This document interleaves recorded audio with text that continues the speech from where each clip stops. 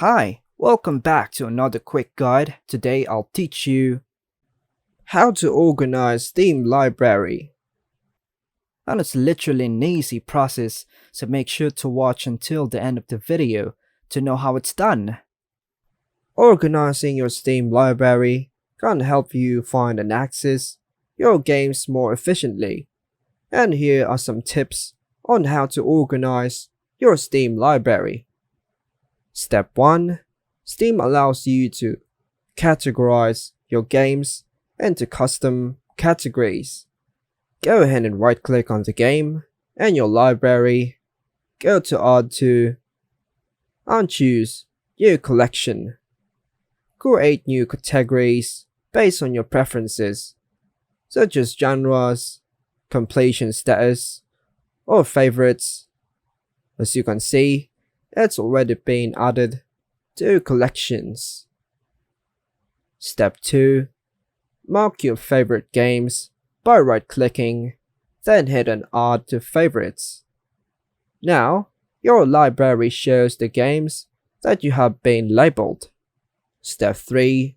Steam provides various sorting options. Click on the sort games alphabetically by playtime, last played, or install size. Step 4. Use Steam's filtering options to show specific types of games, such as multiplayer, single player, or VR compatible titles. Step 5. If you have games you no longer play or want to hide, you can right click on them, go to Manage, and choose to click Hide this game. Hidden games won't appear in your library unless you specifically choose to view them. Step 6. In Steam's grid view, you can customize how games are displayed. If there's any of these features, right-click on the game, choose Set to Custom Image, and choose Custom, Artwork, or Screenshots to represent your games visually. Step 7.